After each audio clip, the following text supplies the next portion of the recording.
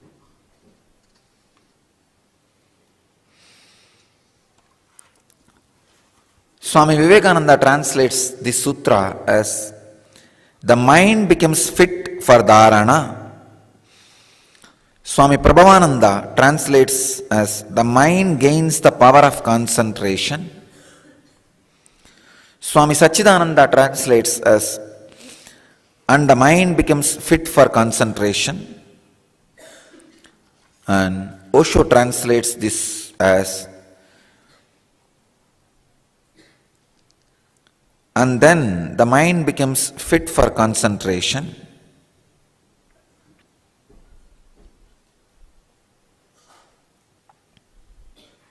But when Osho explains, he goes one step deeper and he says, the word dharana means the capacity to contain, capacity to become womb, capacity to become a womb.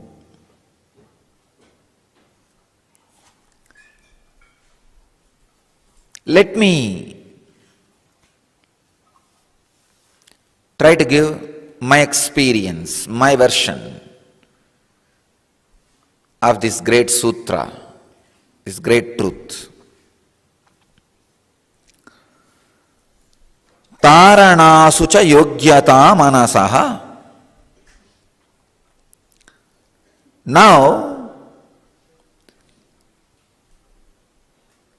after the inner covering is removed, after the veil which covers the inner light is removed, your mind becomes capable, it becomes ready, it becomes fit to express all it carries inside. Please understand.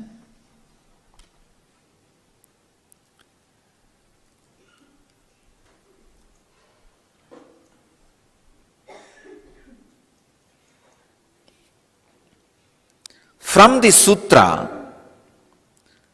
Patanjali is going to explain the extraordinary mystical dimensions of life. He is not just talking about physical health, mental health, no. He is talking about now extraordinary capabilities expressing through your body and mind. So he is taking us to a non-return mystical zone.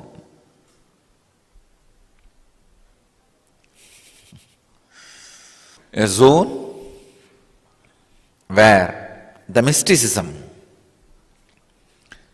is a living science, a lifestyle, way of living.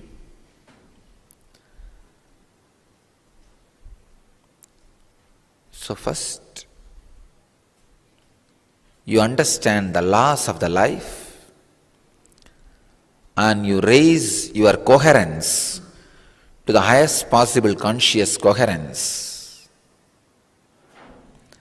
Then balancing your body, preparing your muscle memory to radiate consciousness, then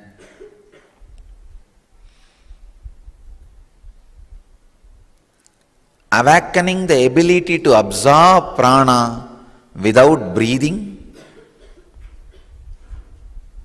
Now, your mind is ready to express whatever it carries in its womb. Please understand, dharana means the capacity to express what it carries. It is not just concentration, no. For example, if you see the Indian farmers, how they take the water to their crops, they will make a canal and they will cover it. When they need to send water to a particular portion, only that portion, that covering they will remove.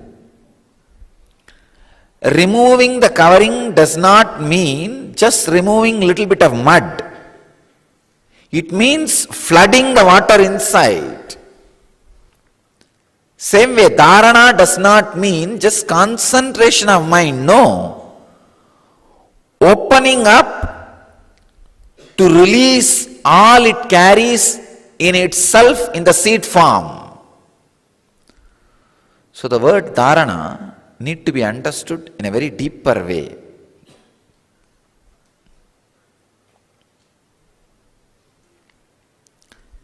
If you are able to absorb energy without breathing, breathing without thinking, the inner cover which covers your inner light, that veil is lifted, removed. Now your mind is capable of expressing all it carries in seed form in itself. Your mind is everything. Please understand, your mind is everything. You do not know the powers of your mind. Your mind can just like that create any world you want, just like how it creates any dreams it wants within few seconds.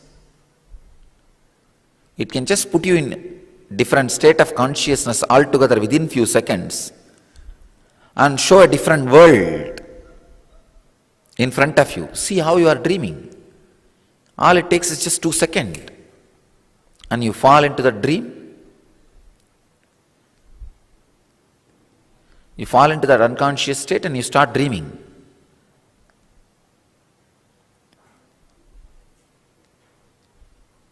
Yesterday one of our brahmacharini was asking, Swamiji, how do you raise us to such high states just like that and awaken the kundalini?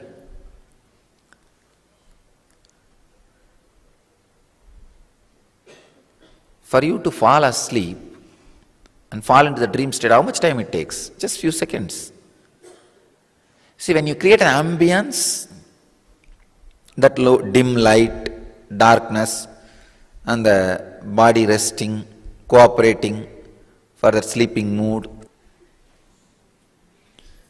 When your body cooperates and the ambience is right, you fall asleep just in few seconds. In few seconds the mood changes and you express the dream world of which you wanted. Same way, I create an ambience for you where your body is cooperating, steady, comfortable and ready to raise to the different level. Just push you into that level and your state of consciousness differs and the things you express differs.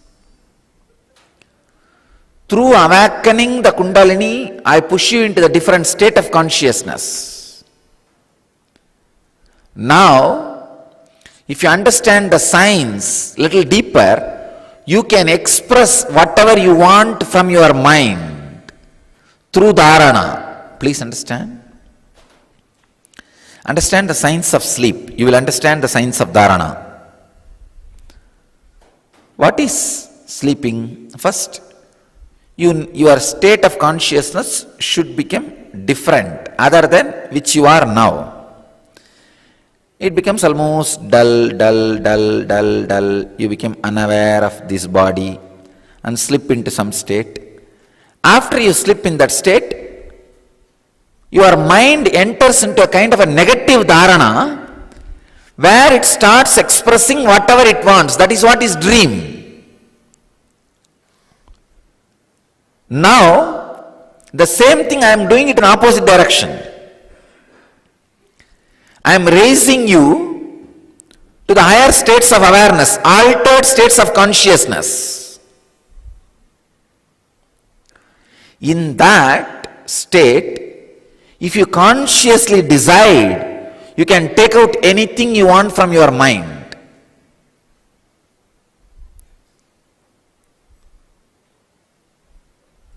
Just like how when you fall into unconsciousness, You can project anything you want as dream and live. When you are raised to consciousness, you can project anything you want and live. The science and ability to project anything you want and enjoy is dharana. Please understand. The causal body, where all engrams are stored, all possibilities of mind is stored, is available to you when you fall asleep or when you rise to a higher state of consciousness. When you fall asleep because of your unconscious, some useless engrams comes out and you project something and see. That doesn't leave a big impact on your physical life, this plane. But when you raise your awareness, same causal body comes under your control, but anything you take out of causal body consciously becomes reality even in this plane. That is the difference between falling asleep and dreaming and raising the awareness and projecting what you want to project. Difference between sleeping and dharana. We may think, if sleeping is useless, then why should we enter into dharana? In sleeping and dreaming, when you come back, it doesn't leave a much big impact on your real life. Or what do you think as real life? But when you raise the consciousness through Kundalini and awaken those dharana powers and come down, that creates a tremendous impact on your whatever you call as real life. Please understand. I am so happy. Just today morning I was contemplating on this sutra. I realized the greatness of the Siddhas, Patanjali. I am feeling they are taking us all through. Whatever I am talking is becoming reality in this whole batch. When I spoke about this breathing without thinking, I saw hundreds around the world experiencing it. When I spoke about absorbing prana without breathing, I saw hundreds experiencing it. Now, when I am talking about expressing capacities of your mind, I am seeing very clearly, many of you are ready now to be pushed into the space of dharana and start expressing the powers of the mind, capacities of the mind. I am seeing very clearly. By the time I complete these techniques on dharana, at least few hundred will be experiencing these great powers like materializing, teleporting, or seeing the future, giving intense healing to people's engrams itself. I am able to see the Siddhas, great Siddhas, including Patanjali, are all here.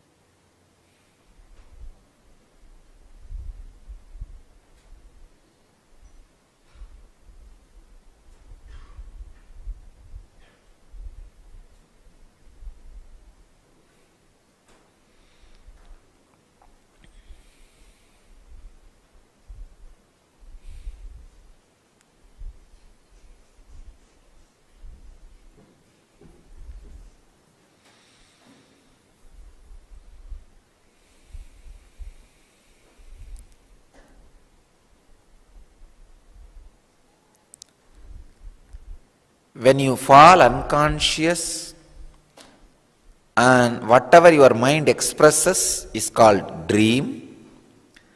When you are in conscious, whatever your mind expresses is called creativity. When you raise to superconscious and whatever your mind expresses is called higher worlds, that capacity to express is what is called dharana.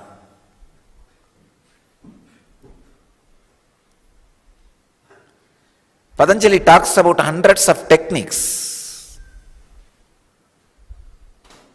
to express special, unique things. Please understand, when you fall unconscious, whatever you express does not leave big impact on your conscious life. When you are in conscious, whatever you express creates your life. When you are in superconscious, whatever you express not only creates your life, creates the life of whatever you want to whomever you want. When you know the science of dharana, you become kalpadaru. Whoever asks whatever, just like that, have it. You will have it. It will happen. Now in next few days, I will continue to push all of you to the superconscious state. Means the highly raised mitochondria level. That is what is superconscious state. Highly raised mitochondria level. Almost like explosion in every system. Then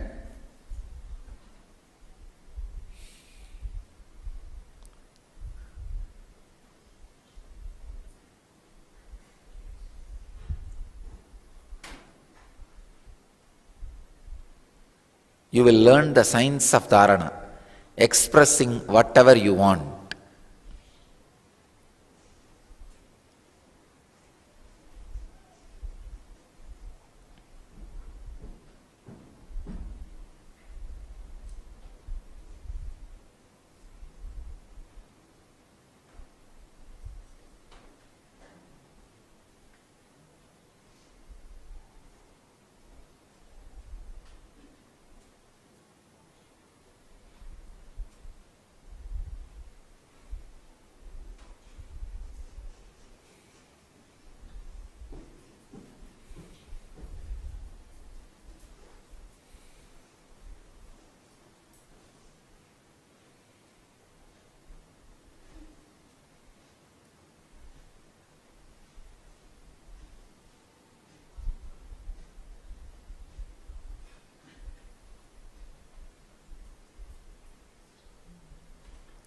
When you enter into the altered states of consciousness, means higher states of consciousness, any idea you create can become reality.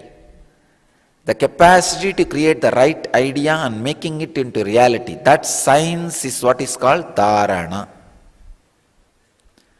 Dharana is not just concentration.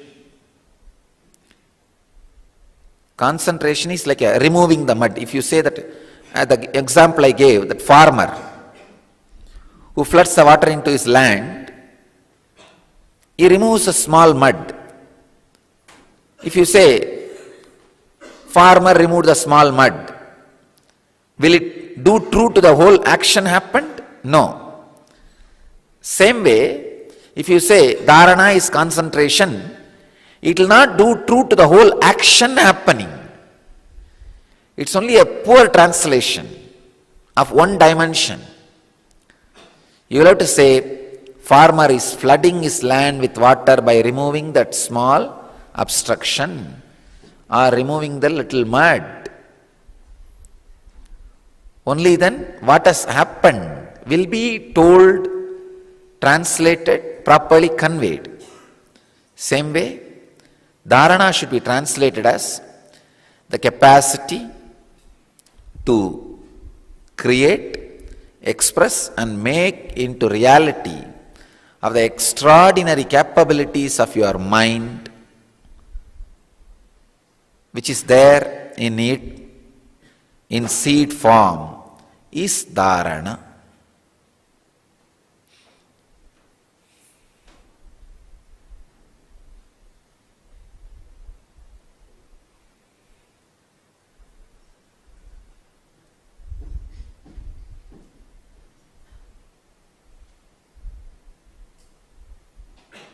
I'm seeing we became experiential mystery school.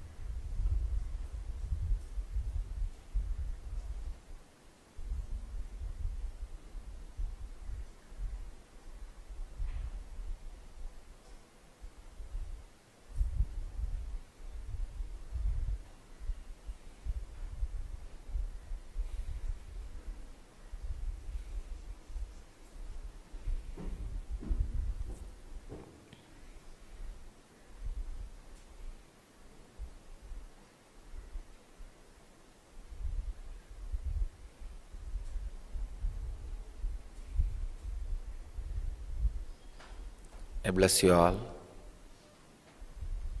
to achieve, experience, live, radiate, express and share the eternal bliss, Nithyananda.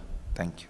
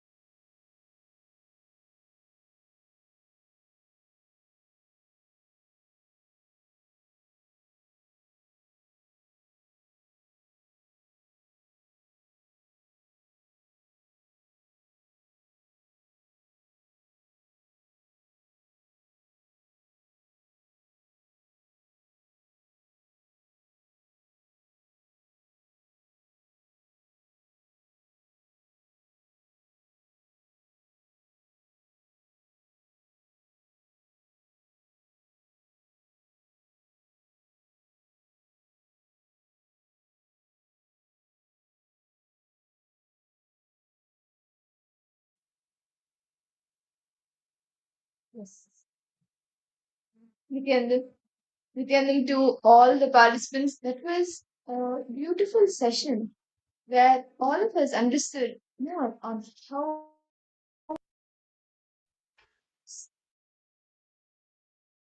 your understandings and how are you able to call how your mind works, as how your mind manifests the reality on the outside. Are all the participants understanding? Ma Teresa, Yogesh Goyalaya, Ma Iqbal Bano, and for all the viewers watching us on YouTube as well, each of you can post. How are you able to understand how your mind, like through your mind, you can manifest your reality outside? Whether it is a small thing like a cup of coffee or even something like enlightenment. Anything and everything, whether it is something physical, like something in the materialistic world, or even any thought currents that you're having, anything, any reality that you want to manifest, you can create it through your mind. Are each of the participants understanding this? Nithyanandam, Yogesh Goyalaya, Nithyanandam, and Ma Mahasada Shivapriya, Ma Kaili Wong. Okay. Let us all participants to post what did each and every one of you understand from this session. From this revelation what Swamiji spoke, how our mind has the ability, our mind has the capacity, has the power to manifest anything in your life. Right? It was actually a very beautiful revelation all of us understood. Where our mind has the capacity, has the capability to manifest any reality, whether your body is not able to experience it or not, but your mind has the power. Your mind has the power to make you experience that very reality in us. We are now going to be understanding of there is actually a very beautiful story on how, well, actually through this story, this I can't even call it a story. It's actually a incident that has happened in our Hindu history, in our Hindu Puranas. How through your mind you can manifest something on that thing. How many of you have heard about the 63 Nayanmars, the 63 saints who are all devotees of Paramashiva? How many of you have heard about them? Yeah, actually, one of the 63 Nayanmars, his name is Pusalar Nayanar. Pusalar Nayanar. He, uh, just through the power of visualization, he actually visualized an entire temple manifesting in his inner space, which manifested on the outside. And that temple still exists till today. And let us look at details of this incident. How Pusla Nayanar, the one of the great saints, how just through the mind he was able to manifest what was inside. The visualization he was able to manifest it on the outside. In Tamil Nadu, actually in southern India, those things, right? It was split into mainly the four kingdoms: the Pandyas, the Pallavas, the Cholas, and next is the Tondai Nadu. Tondai Nadu is the town. The town name is Tirunendrabur, where all the Brahmins, all the scholars lived in the kingdom. Pusalar Nayanar was a Brahmin, was a Brahmin, was a very Brahmin of, he was born in a Brahmin family of this town. He was expert in the field of Vedas and the Agamas. And he lived his life only thinking about Paramashiva, only thinking about Paramashiva. They did his whole life to Paramashiva. It's a young teacher. Understand? Hussain Nayanar wanted to build a temple. He wanted to build a beautiful temple to Paramashiva. Whether he was financially equipped, whether he was financially capable or not, whether he has all the resource material to build a temple or not, but he had a strong intention. He had the will. But he had the decision that he wants to build a temple for Paramashiva. All that, only this was there in our mind. Like nowadays for us and all, let's say, if I need to go, if I need to plan for something, I need to think them financially equipped or not. Leave a financially equipped only, we say yes for everything, right? But Pusara Naina didn't think like that. He was like, I need to contribute. I have to support them. I need to make a temple to Paramashiva. So he built the temple to Paramashiva, especially he formed as Tripurantakamurti. See, understand, as Swamiji says that Hinduism has a very beautiful concept where you choose which god you want to, which god or goddesses you want to worship. The concept of Ishta Devata, which Hindus we are comfortable at. It can be any form of Paramashiva, can be any god, anyone. Whichever God you feel you're connected to, you have all right to worship that form. Nine. What built temple to Paramashiva as Prantakamurti? And he tried his best to gather money for building a temple. But he was not, even though he was able to collect, but he was not able to get, he was not able to collect enough amount of money to build for this temple. But in spite of all this, in spite of him not having enough funds, not having enough money for his temple, that did not stop Pusala Nayan. Pusala Nayan never dropped his plan to build the magnificent temple to Paramashiva. So, the servitor with a wealthy heart collected all the money needed for his work and on to the last penny in his he brought the best material. Understand, Pusala Nayanar. He tried all the materials in his work, in his thing. He says all the best material for build to magnificent temple. He went and bought. In his thoughts, he employed highly skilled mansion. So he decided that even though he didn't have any money, he decided, let me build in my inner space. Understand? For the Swamiji would say, Pusala Nayanar is not that he didn't try anything.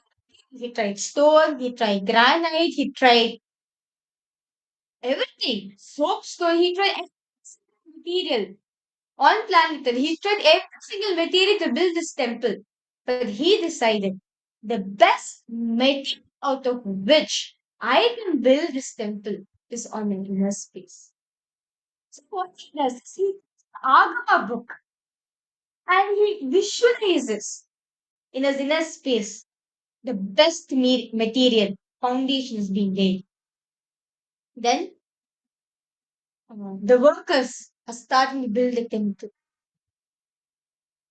And understand,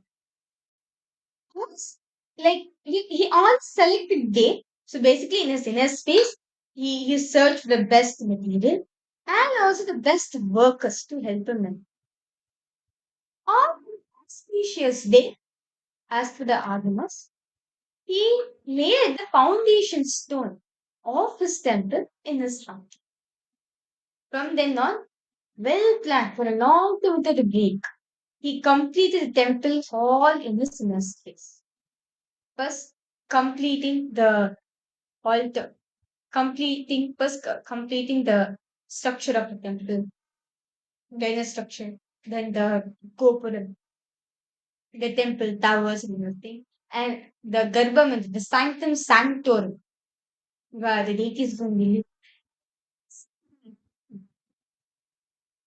He visualized it in his space.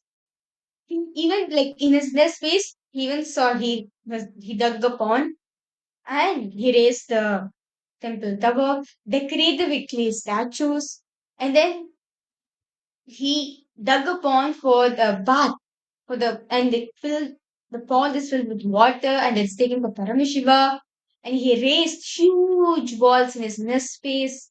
And this whole temple was made out of his love for Paramashiva. And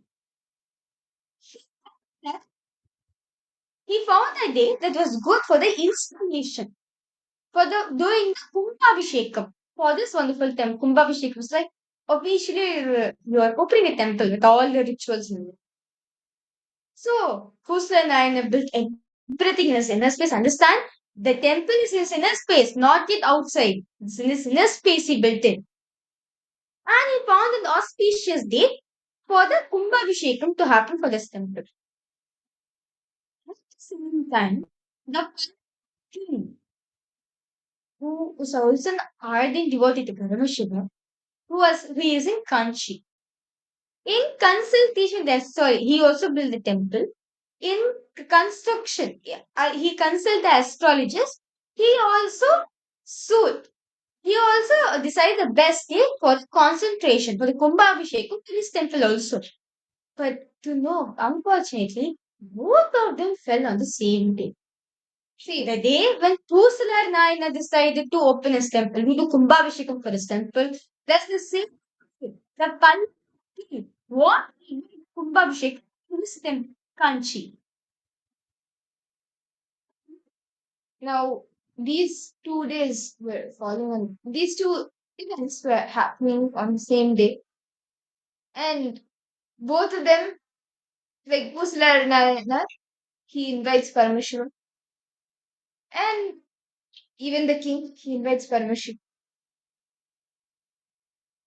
The Paramashiva tells the king that tomorrow there is actually another place that I need to go to.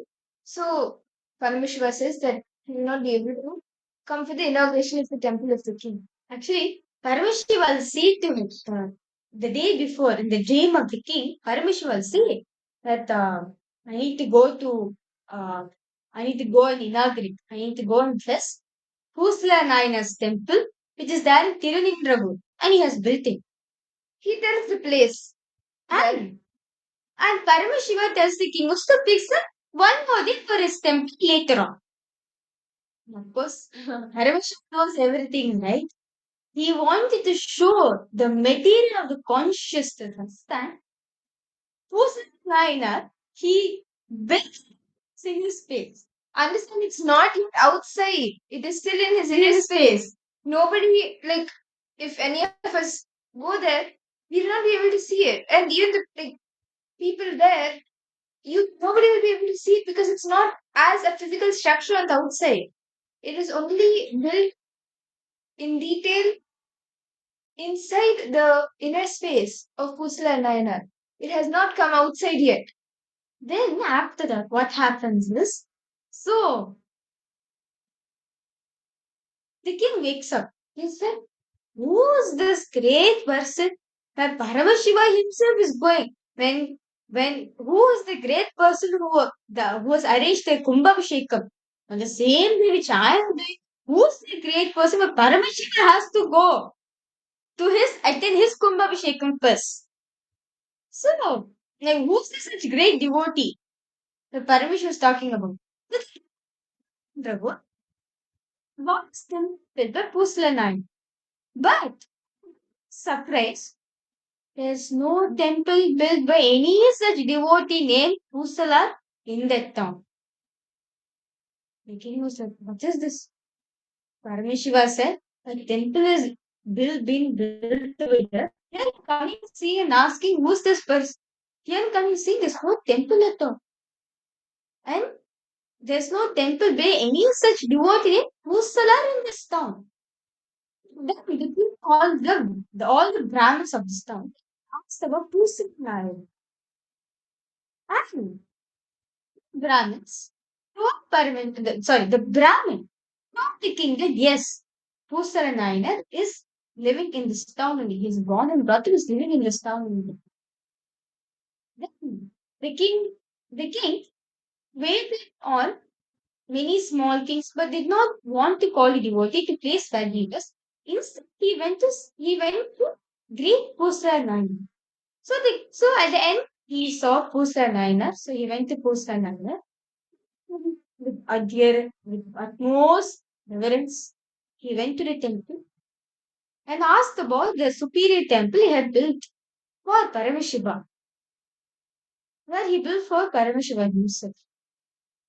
And was and Shiva on the temple.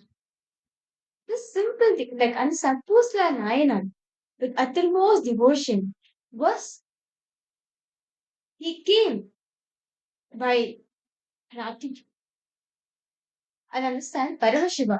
Who's sake and understand Paramashiva is Karunanidhi. He knows every single thing what's happening, right? And Pusla Nayanar now is like he's mixed with emotions, fear and gratitude. He does not know what to do. Of course, Paramashiva knows everything. Tears of love flow from Pusla's eyes as he explained to the king the way he wanted to build such magnificent temple, such beautiful temple to Paramashiva.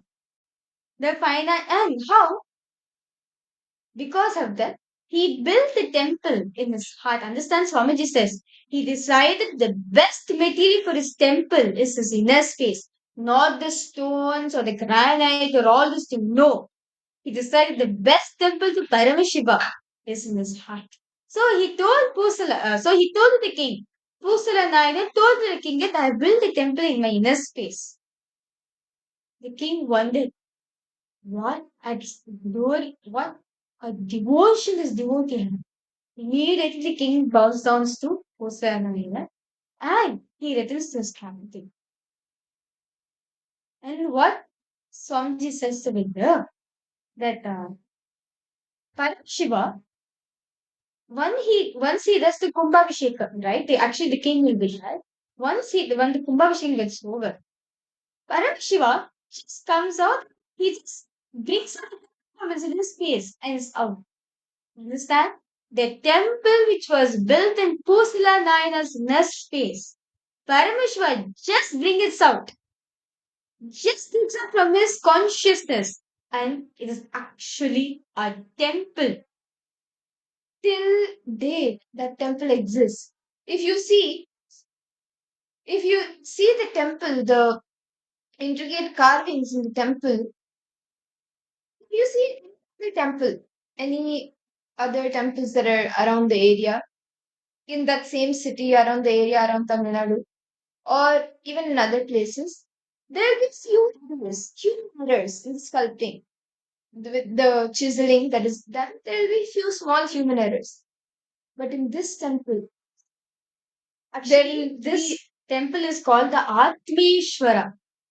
Understand? The temple built by Pusala Nayanar is called Atmeshwara. And the temple which is built by the king is called Jagadishwara. So basically, even to this date, actually, when since the temple is old, right? So they wanted to repair the temple for the reconstruction, for the repairing of the temple to happen. So the Sthapatis, meaning the temple sculptors, they were basically was trying to get the exact material so they can fix the temple. But to a surprise, all the material was not fit at all. And this is because Pusala Narayanan built this temple out of his consciousness. It is from his consciousness it came out, it manifests the temple. And till date, till like even now, the temple is still there standing. This is to understand for each of the participants the power of your visualizations. Understand anything you want to manifest out of your consciousness, it is possible. It can for example, if you have an obstacle, or you'd say you want to manifest enough funds for you to become a Sarvanya Pita, or you want to attend the Paramashivoham program, you have some real difficulties. Consciously visualize it. So this is what Swami mean by, as in the recent satsang what Swami said, conscious cognizing, increase the attention span in you. By doing the conscious cognizing, you will see you will manifest anything you want in life. How if you are catching this point? Like how Pusalar Nayanar, all this consciousness, we should understand as he's reading the Agamas, his vision, that's it. He consciously visualizes each of it. For example, Paramashiva was saying, now place the fourth brick.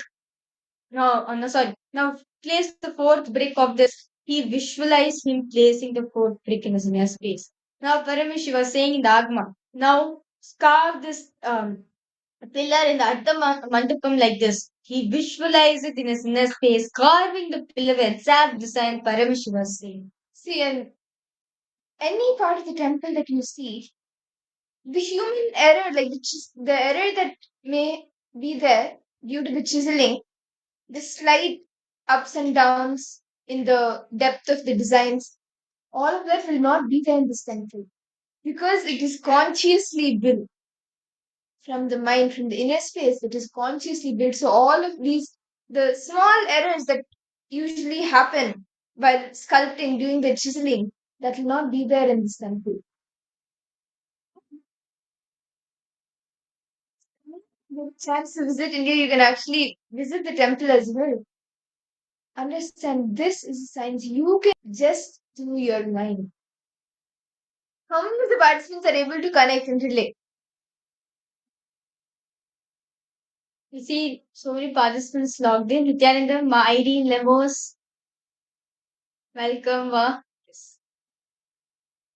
Ma Teresa, fixing Mangaya, Ma Sophia, Ma Iqbal Banu. How we are understanding this? This is for each and every one of us to understand the power of your consciousness. Anything you visualize out of your consciousness immediately manifests for you. And understand, you will manifest the best of it. The best of it will manifest. And not just that, even in Swamiji's own life also, when Swamiji was actually with Anigri Yogeshwara, right?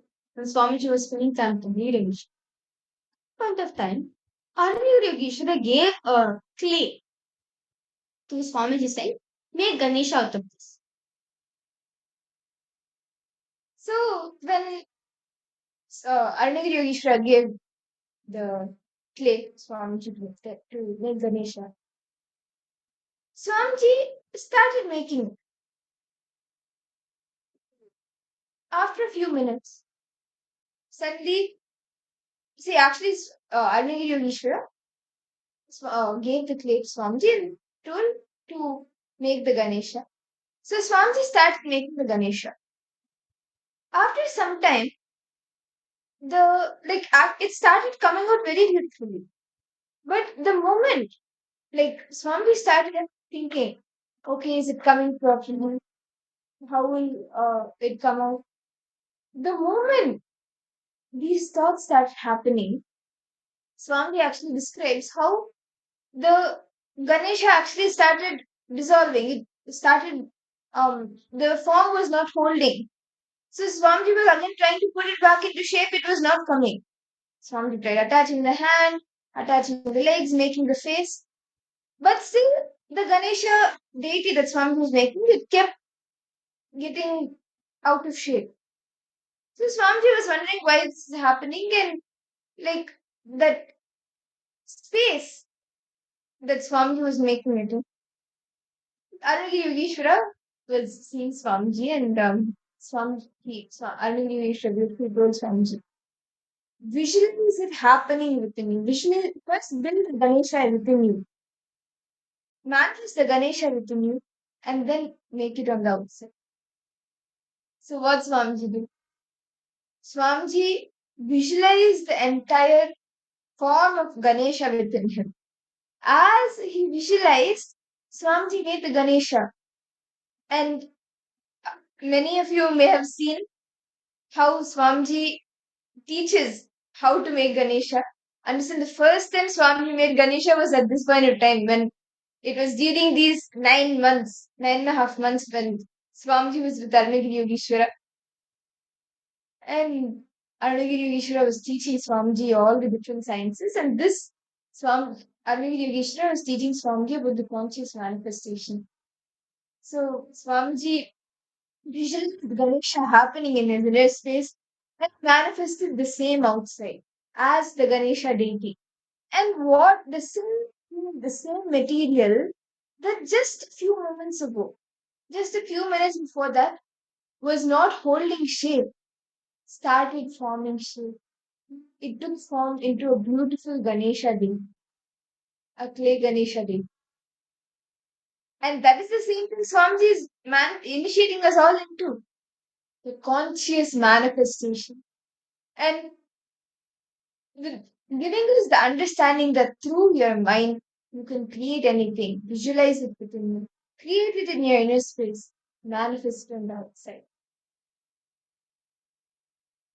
See, Swamiji himself in this beautiful happening, Swamiji himself demonstrates to us that yes, just through the visualization, through your mind, you can create your reality on the outside. What can be a better example, a better Leela than Swamiji's to understand this great science, right? All the participants, all of you have an opportunity to manifest your reality. Whether it is to, like, the day after tomorrow, we have Jayanti coming up, the Avatara Dinotsava, and on January 13th, we have the Paramashiva Sena, the next batch of Paramashiva Sena starting. The next batch of the Paramashiva Sena program is starting on January 13th. All the participants, if you want to take that step and manifest this, you can manifest it for yourself just through your mind.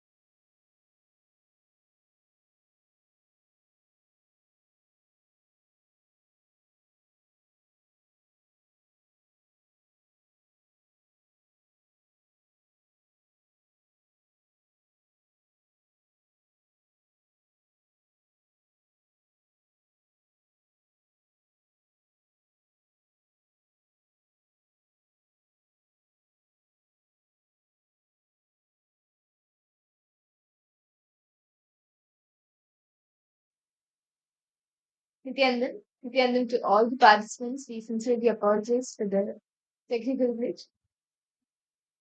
How many of you were able to relate or understand from the story of Nithyananda and from the incident from Swamiji's very own life? How many of you were able to understand? Yes, through my mind, I can manifest my reality. Ma Irene, Ma Teresa, Yogesh Goyalaya, Jeremy Aya, Ma Kylie Wong, Ma Iqbal Bano.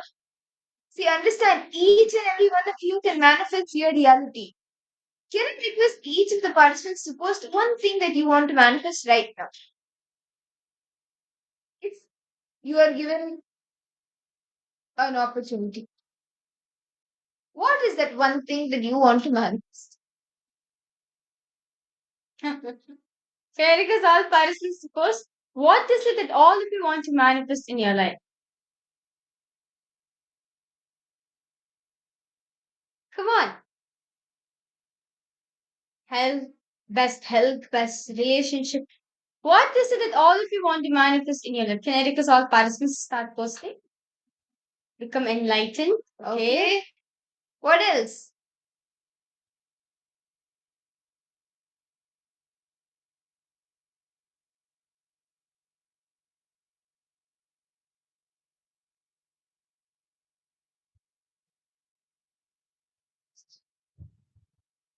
Yogesh Goyalaya, Kixing Wangaya, Jeremy Aya, Ma Iri, Ma Shermaine, Ma Teresa, Ma Yvonne, Ma Kylie Wang, Ma Sophia.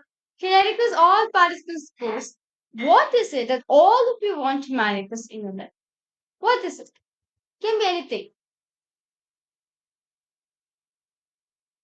Okay, a plane ticket to LA for the Paramashivoham program. Okay.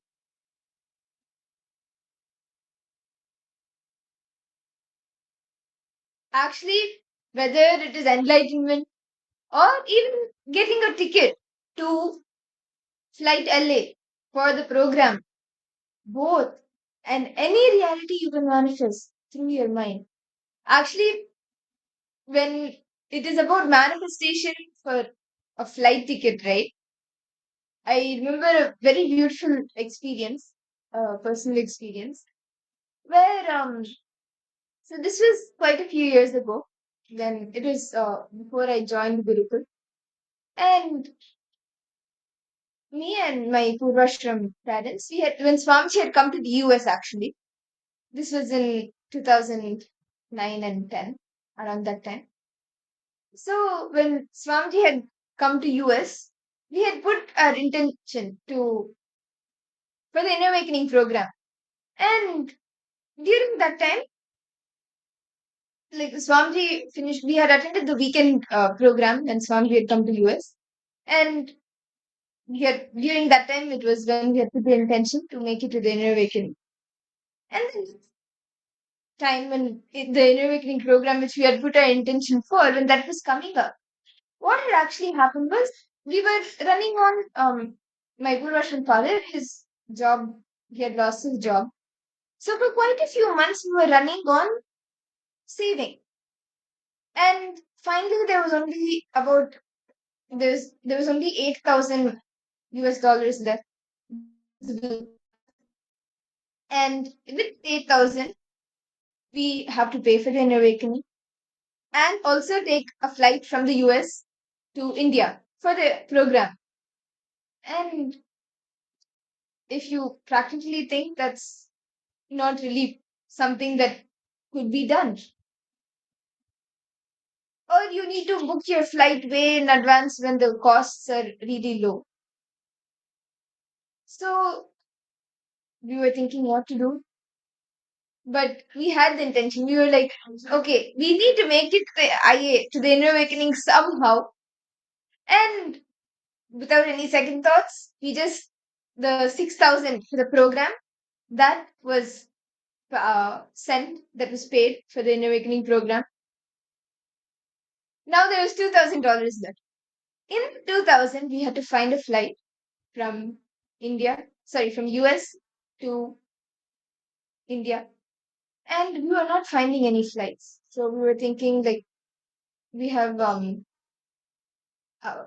we have paid for the program. How are we going to make it to India? But somehow it has to happen. It has to manifest. Just 1 week before the program, a travel agent from Washington D.C. She called, like out of the blue. She called from Washington D.C. and she said, within the price range that you're looking for, there's a flight from Washington D.C. You can drive down to DC and you can fly to India. Would you like would you like to book this flight? And we were like, of course. When Swamiji is manifesting it for you, when Swamiji is manifesting it for us, why not take the step? We drove down to DC, we booked that flight and made it to the inner awakening. So whatever you want to manifest, just have the intention. Swamiji will manifest the rest. When you make a strong declaration with a strong intention, Swamiji will come rushing to you. When you make that strong sankalpa, strong declaration, Swamiji has to come rushing to you. Swamiji has to come. He will manifest. How many of you have heard the story of Prahalada? Yogesh Goyalaya, Jeremy Aya, Ma Irene, Ma Sharmain, Ma Kylie Wang, Ma Iqbal Bano. How many of you have heard the story of Prahalada?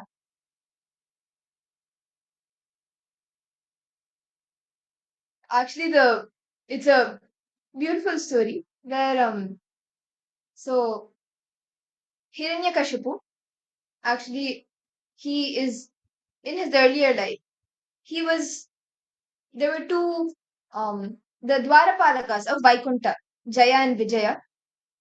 They were there doing they're the guardians of the Vaikunta. They were there. The four Sanat Kumaras, the four Manasaputras of Brahma, they had come to Vaikunta to meet Lord Vishnu, Bhagwan Vishnu. But as Bhagwan Vishnu was in Samadhi, the Dwarpalakas, Jaya and Vijaya, they both refused to let the Sanat Kumaras inside.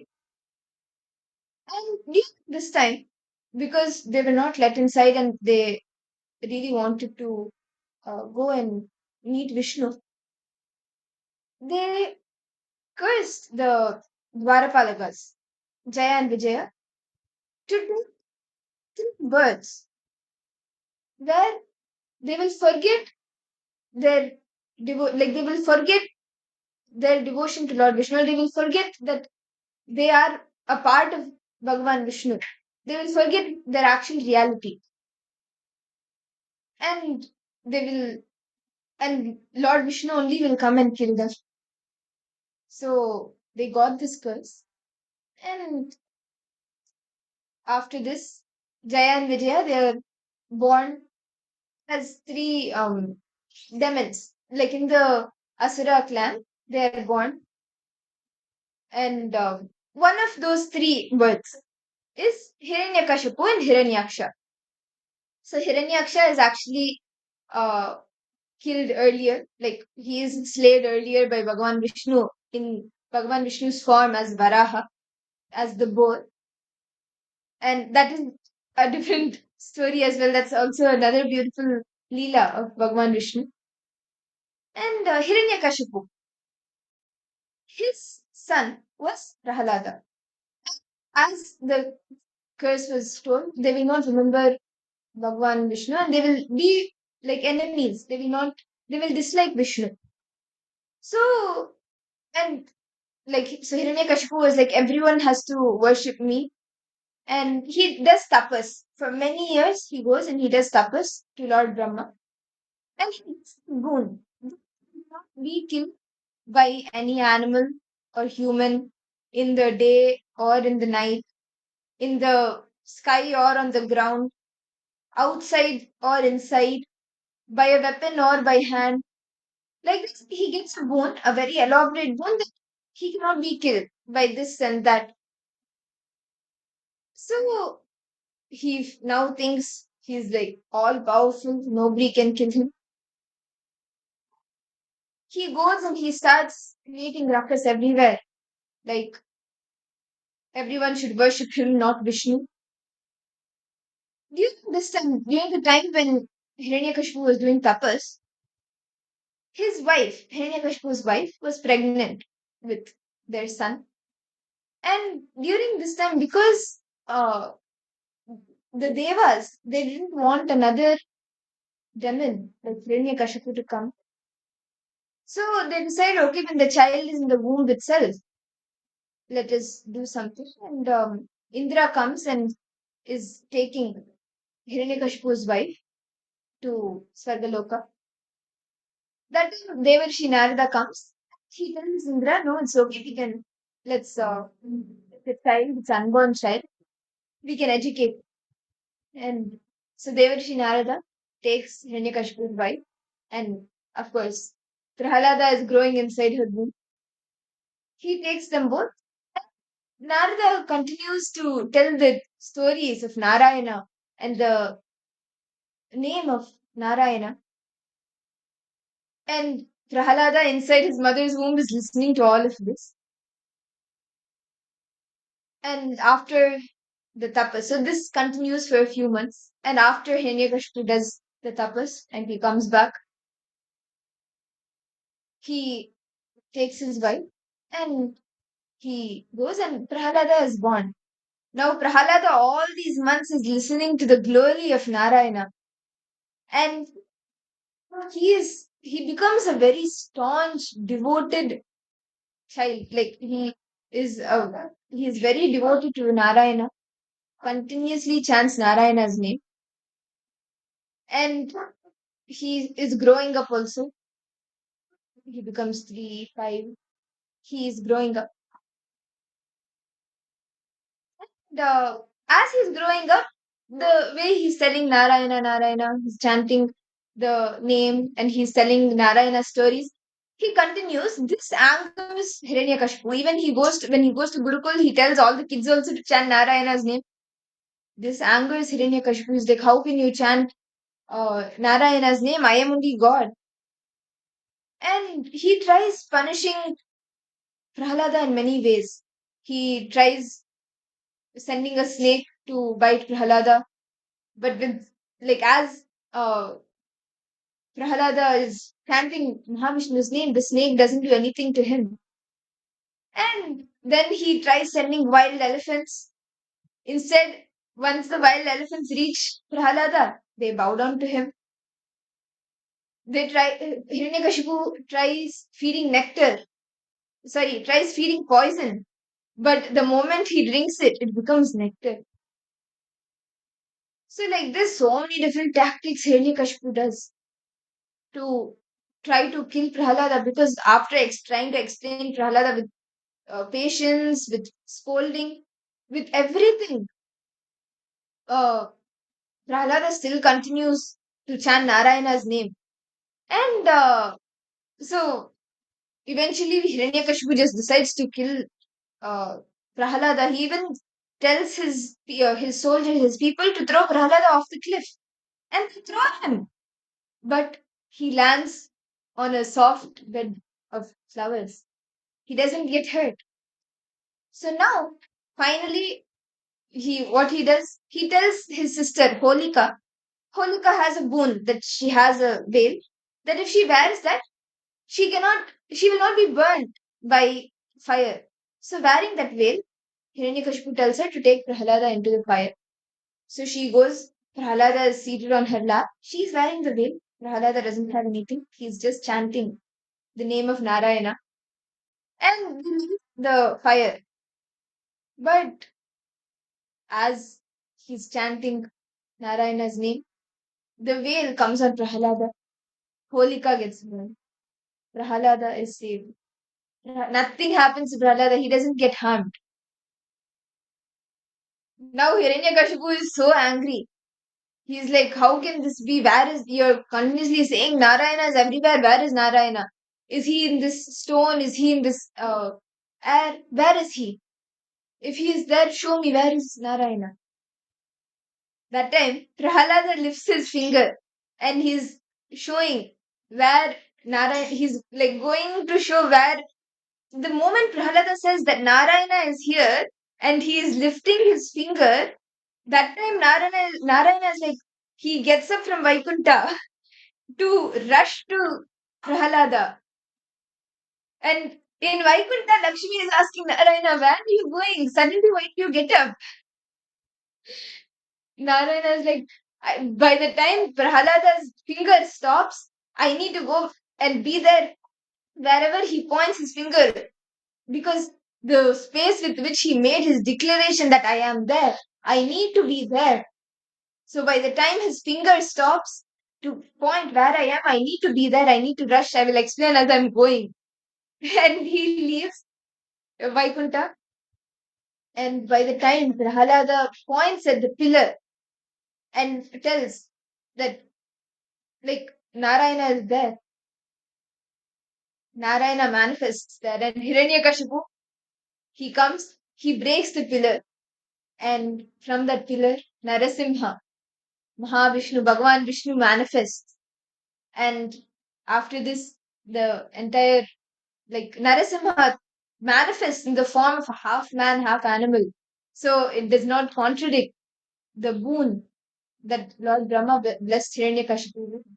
And he kills Hiranyakashipu in the door frame, which is not inside or outside, and at dawn, which is not day or night, and with the nails of lion, which is not a weapon or which is not the hand, he slays Hiranyakashipu, liberates him. And this, just how the story continues of how after that he blesses Prahlada.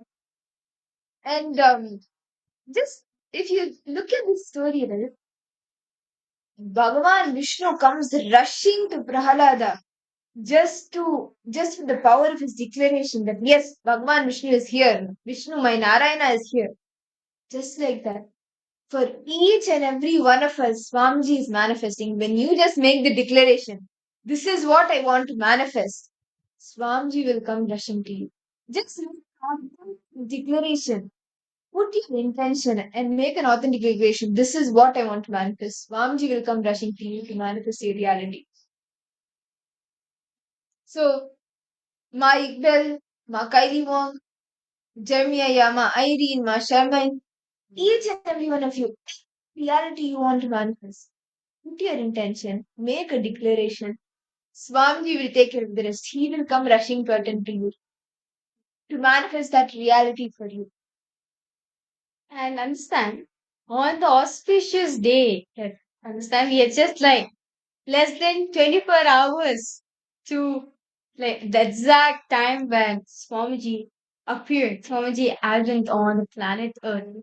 And so for those participants, if you want to share your love and gratitude to Swamiji for him manifesting, for Swamiji manifesting in your life, and if you want to say, Swamiji, thank you so much for manifesting whatever in my life, you can go ahead and offer the various different sevas which is being offered.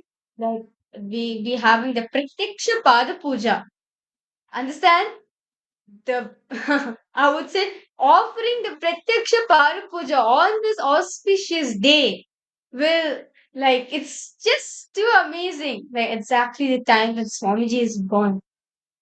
When Swamiji appeared on planet Earth, understand, Swamiji says, he happened on planet Earth out of his love and compassion for each and every one of us.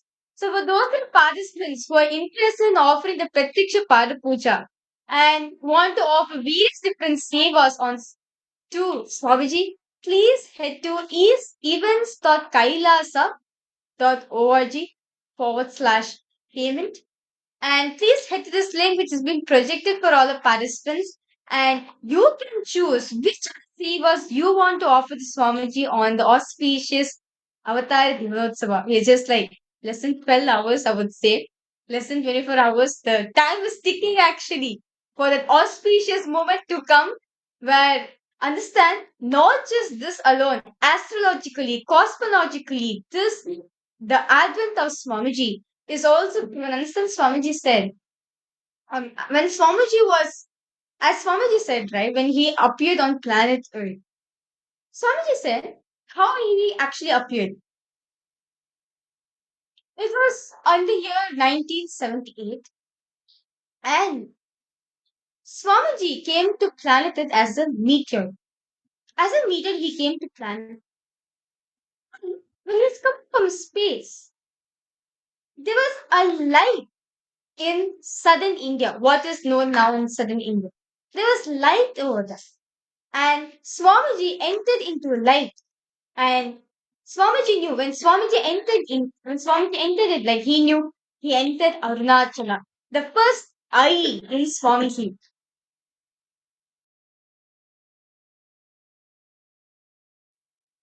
Sorry for that. The first I in Swamiji.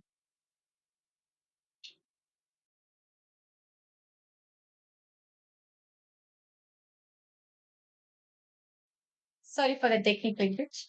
So now, that first I in Swamiji, right, was like, Swamiji realized he was in Arunachala and he was taking his breath. And this whole thing actually was as records as great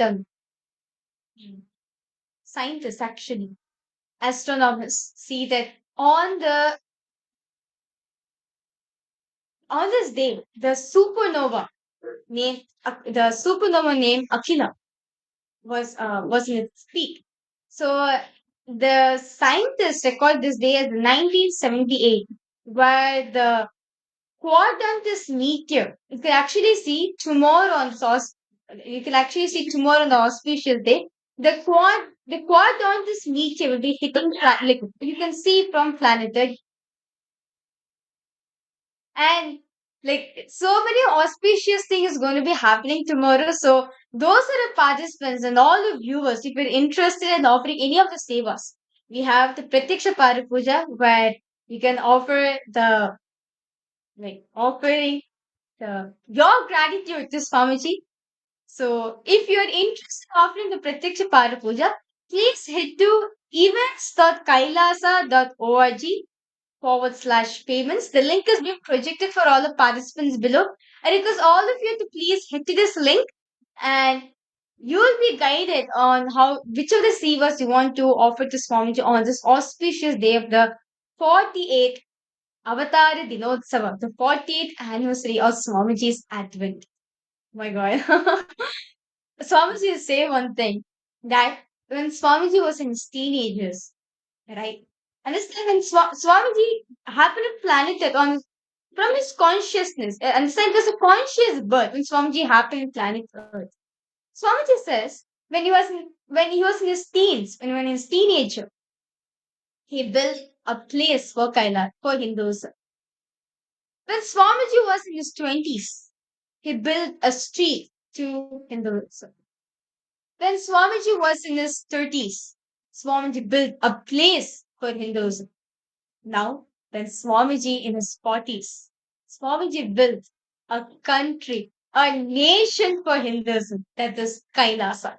Understand? The only Hindu nation survived, being revived once again is Kailasa. And understand, as Swamiji says, all the best sciences of Hinduism, in every field, whether in the field of astrology, astronomy, Ayurveda, or in any biology, chemistry, physics, botany, agriculture, economy, in any field you take, the best juice of Hinduism you can experience in Kailasa.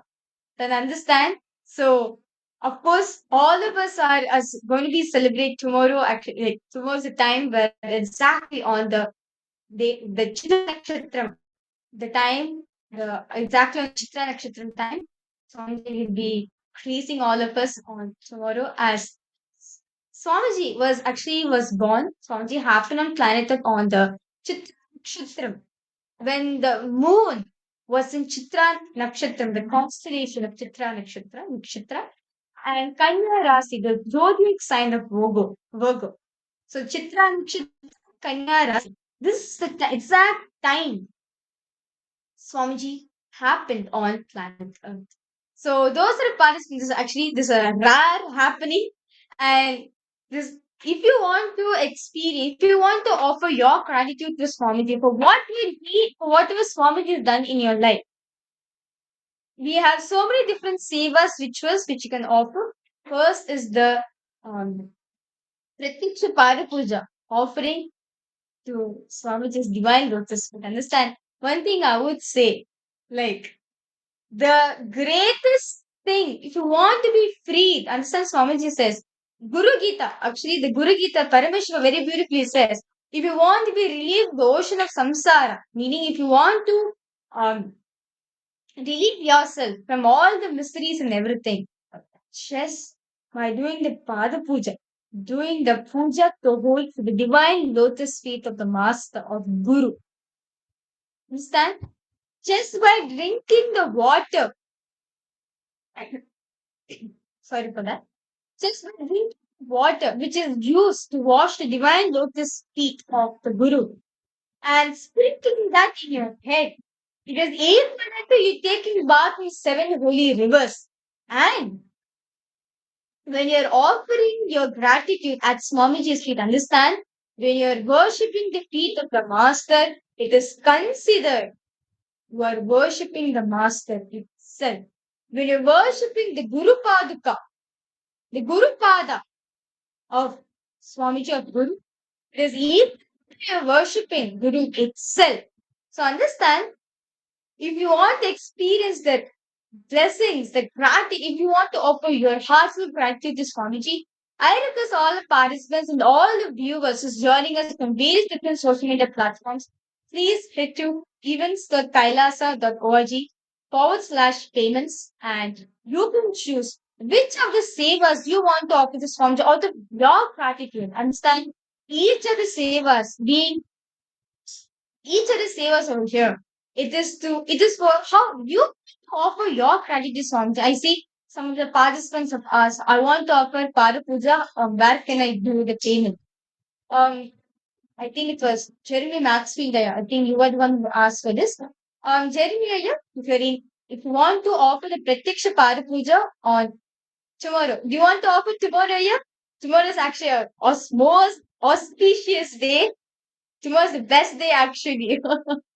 Yes, you can head to events.kailasa/payment and you can you can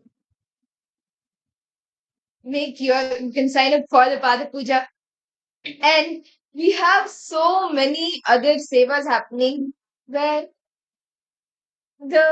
every day during the darshan we see Swamiji coming in so many forms, right? Wearing the different alankarams, different jewels, clothes. All of you have the opportunity to even do the Rajashlingara Seva, where you can offer this Seva and offer the different, you can express your gratitude by offering the different Shringaras in this Seva, the different adornments that Swamiji does will be offered to Swamiji. In answer, Shringara. Shringara in Sanskrit means actually one of the most beautiful seva. Shringara means like dressing up, adorning. This is actually a very beautiful seva where you get to offer for Swamiji's own dress of the Raja Shringara seva. And through this offering, we can express the gratitude to Swamiji, who is the remover of delusion, Maya, who bestows true enlightenment and reveals us to our higher self. And the cost for this beautiful seva is $1,501.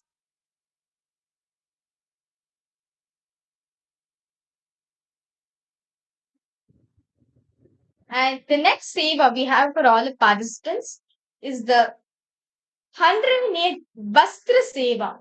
This is actually a very grand offering where you get to offer 108 royal robes to Swamiji. As understand, Swamiji is the king of the twin ancient kingdoms of Hinduism, not just that, who is the supreme pontiff of Hinduism.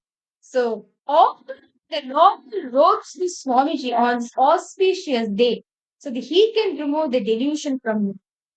please go ahead. And if you're interested in offering the seva, the 108 Vastra seva, actually 108 royal robes will be offered to Swamiji.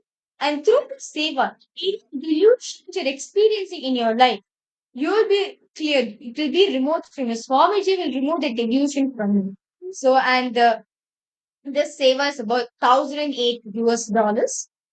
And the next seva we have for all the participants, which is the most, how to say, the best ritual according to me is the Pratyaksha Pada Puja. We're getting to offer your gratitude at Swami's divine lotus feet for worshipping the living manifestation of Paramashiva in every aspect through the Pratyaksha Pada Puja, the offering of divine lotus feet to Swamiji, to our beloved Swamiji. And the cost for this is 1008 US dollars. So the Pratyaksha Pada Puja is for 1008 US dollars.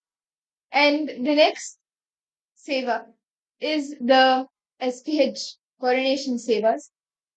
All the sevas related to the coronation of Swamiji. Swamiji, as many of us may be aware, Swamiji is the head of 21 ancient Hindu kingdoms, ancient, indigenous, traditional Hindu kingdoms.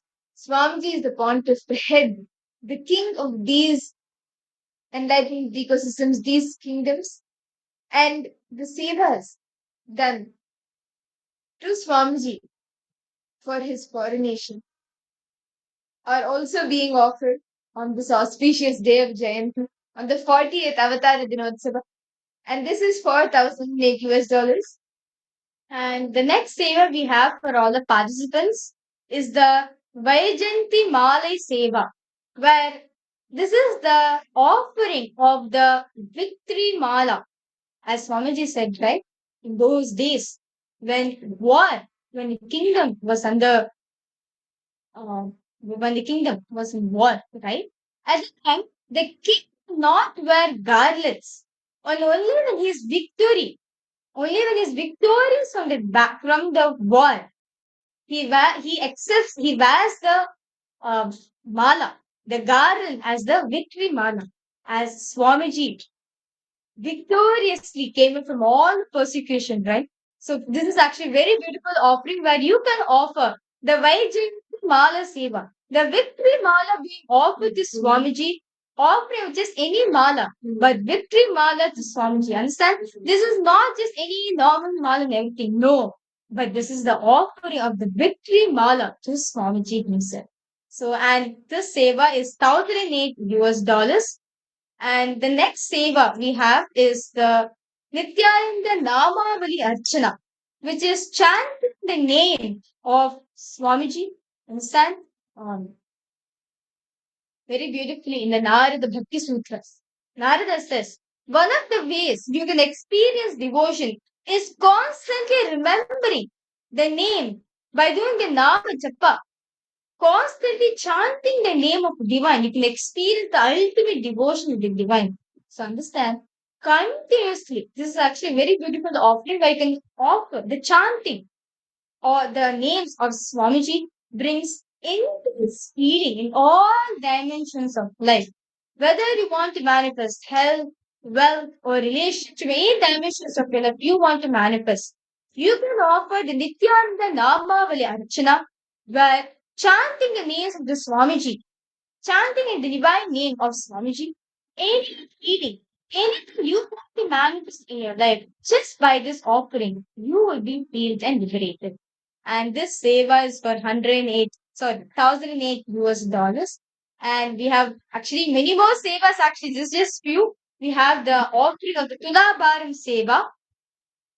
And the Tulabaram is a very beautiful offering where you offer your gratitude to Swamiji, and that is actually made with Swamiji's own way.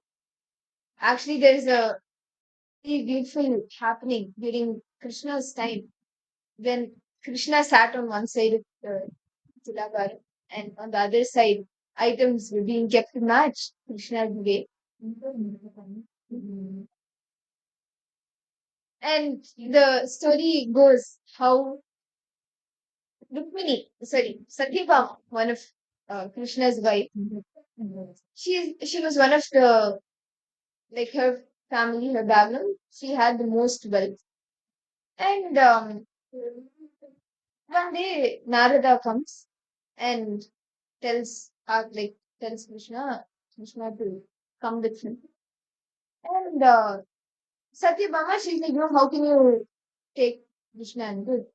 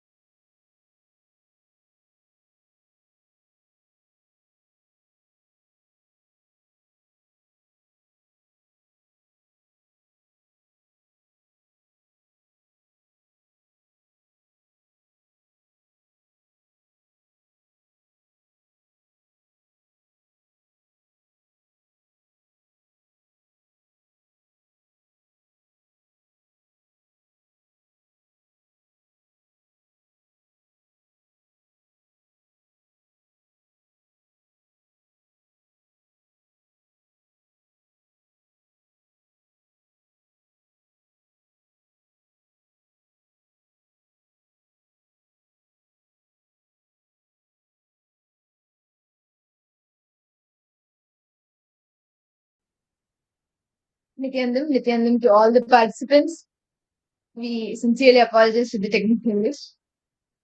So, as I was sharing, the Tulabharam, it is a very beautiful ritual. Actually, it is done in all different times. It's done for babies, for children when they are born. It is one of the rituals that is done. And it is even done for kings when they are being coronated. There is a beautiful story in the Tulabharam during Bhagavan Krishna's time. One of his wives, Devi Satyabhama, she tells Narada, when Narada comes to Dwarka to take Krishna, she tells Narada, no, please let Krishna be here. So Narada says, okay, if you give me something that is equal to the weight of Krishna, then Krishna will be here. If not, he has to come with me. So Satyabhama is like, of course, I can give you, I can give all the wealth that is equal to Krishna's weight. That much wealth is there. So, what do? She arranges the Tulabharam, the weighing scale. She requests Krishna to sit. And on the other side, she starts putting the jewelry. Jewels, gold, some amount is put, which actually, if normally measured, it comes up to the weight that Krishna is. But Krishna did not lift up. The scale was still imbalanced. And it did not get balanced. So they add more weight. Satyabhama tells, okay, get more jewels, more gold. They keep adding. Finally, and all the wealth that Satyabhama has is added onto the weighing scale. Still, Krishna does not move. The weight is not balanced. Krishna is still on the ground with the weight. The weighing scale does not balance. She is wondering why. How can so much gold, so much weight not balance out the scale? It is not equaling up to Krishna's weight. Then Krishna asks her to call Devi Rukmini, the other wife, the first wife of Bhagavan Krishna.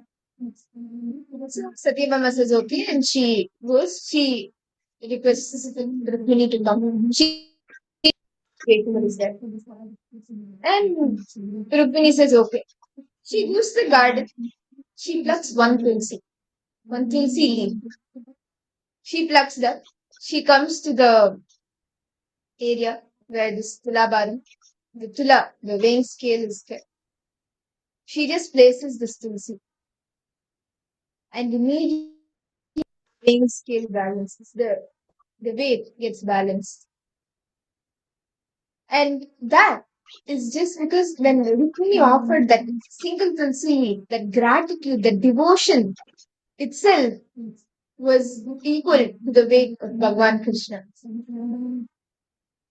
So the Tulabharam Seva that all of you can offer for this Jayanti, the Tulabharam Seva is also open where you can offer your gratitude to Swamiji through this Seva. You can offer your gratitude equally to the weight of Swamiji and just be showered with Swamiji's blessing. And the Tilakam Seva is for 10,008 US dollars. So if any of the participants, you are interested in offering this grand ritual of Tula Bharam, you can sign up in events.kailasa.org/payment and sign up for the Tulabharam Seva. And this is a very beautiful offering. So, it is open for you for this Jayanti, the 48th Avatara Dinotsava. And with that, now, let us take a few minutes to immerse ourselves in gratitude, immerse ourselves in devotion through the Sankirtana. Understand, when you are able, Swamiji has showered us immensely with each and everything. Let us take a few minutes to remember that. Immerse ourselves in all the experiences that Swamiji has given and just sing Swamiji's name through the Sankirtanas and offer our gratitude. So let us all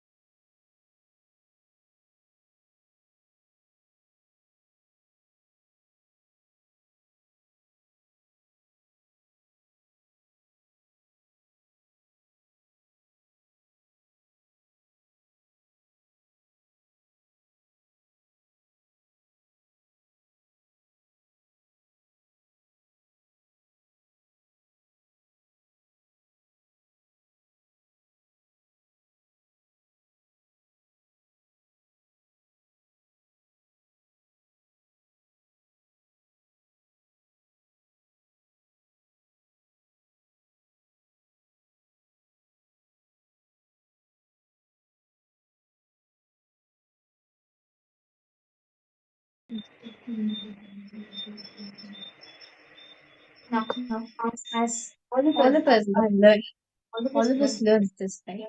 As we're preparing ourselves for the darshan, let us now enter into the Sankirtana, where we immerse ourselves into the devotional song for our Swami, joining with Adi Swami, who will be guiding us in this bhajan. Nithyananda, everyone. Let us all sit straight and let us begin by connecting with Swamiji, melting in devotion, and first chanting the Sadguru Vandanam. Nithyanandam Paramasukadam Kevalam Jnanamurtim Dvandvaतीतं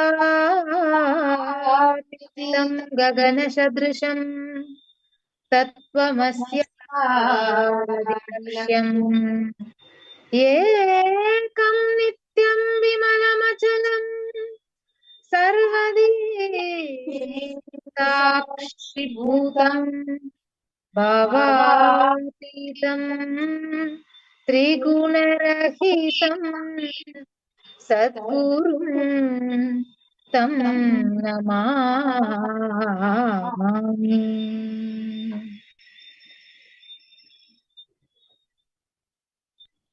Now, let us begin the Nitya Kirtan. We'll be projecting the lyrics of today's Kirtan on the screen. So, I request all the Paramashivoham participants, the devotees who have live in YouTube and other social media platforms to chant along with us, sing along with us, chant the name of the Supreme Pontiff of Hinduism, Bhagavan Nithyananda Paramashiva, melting in deep devotion and feeling connection.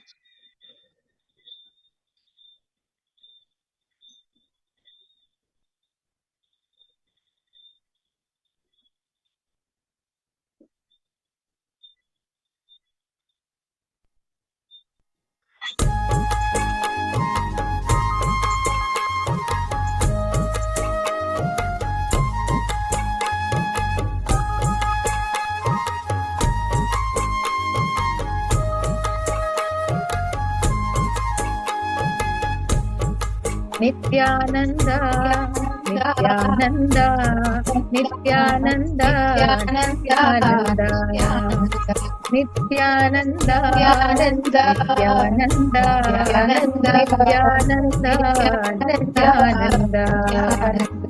Nithyananda, Nithyananda, Nithyananda, Nithyananda, Nithyananda, Nithyananda,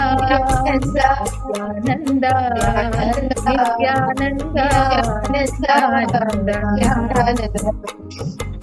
Jai Guru Nada, Bhava Bhayadata, Brahmananda, Nithyananda. Jai Guru Nada, Bhava Bhayadata, Brahmananda, Nithyananda. Jai Guru Nada, Bhava Bhayadata, Brahmananda, Nithyananda. Jai Guru Nada, Bhava Bhayadata, Brahmananda, Nithyananda.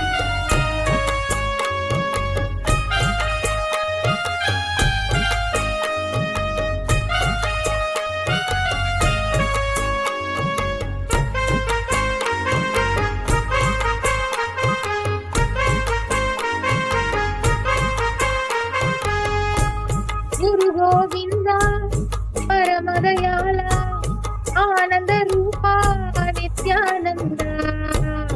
Guru Govinda, Paramadayala, Ananda Rupa, Nithyananda. Guru Govinda, Paramadayala, Ananda Rupa, Nithyananda. Guru Govinda, Paramadayala, Ananda Rupa, Nithyananda. Jagadodara, Nithyananda, Sadguru Nada, Nithyananda. Jagadodara, Nithyananda, Sadguru Nada, Nithyananda. Nithyananda, Nithyananda, Nithyananda, Nithyananda. Nithyananda, Nithyananda, Nithyananda, Nithyananda.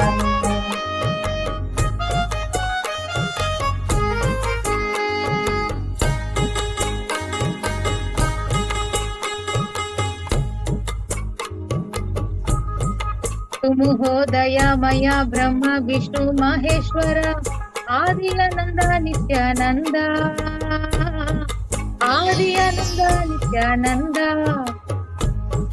तुमुहोदयमय ब्रह्म विष्णु महेश्वर आदि आनंद नित्यानंद आदि आनंद नित्यानंद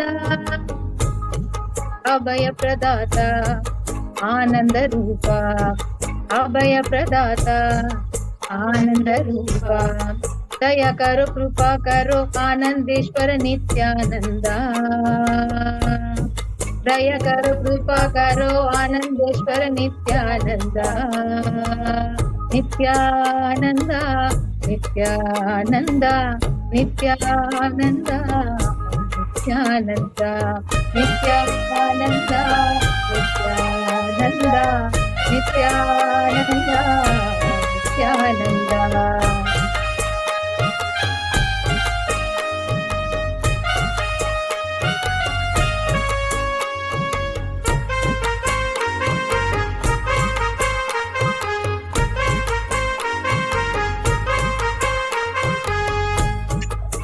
भव भय भंजन शेष शयन नारायण प्रणव स्वरूप नित्यानंद प्रणव स्वरूप नित्यानंद भव भय भंजन शेष शयन नारायण प्रणव स्वरूप नित्यानंद प्रणव स्वरूप नित्यानंद बंध विमोचन आदि सनातन बंध विमोचन आदि सनातन दया करो कृपा करो आनंदेश्वर नित्यानंद दया करो कृपा करो आनंदेश्वर नित्यानंद नित्यानंद नित्यानंद नित्यानंद नित्यानंद नित्यानंद नित्यानंद नित्यानंद नित्यानंद जय गुरुनाथ भव भयदाता ब्रह्मानंद नित्यानंद जय गुरुनाथ भव भयदाता ब्रह्मानंद नित्यानंद गुरु गोविंद परम दयाल आनंद रूपा नित्यानंद गुरु गोविंद परम दयाल आनंद रूपा नित्यानंद जगदोदारा नित्यानंद सद्गुरुनाथ नित्यानंद जगदोदारा नित्यानंद सद्गुरुनाथ Nityanand Nityanand Nityanand Nityanand Nityanand Nityanand Nityanand Nityanand Nityanand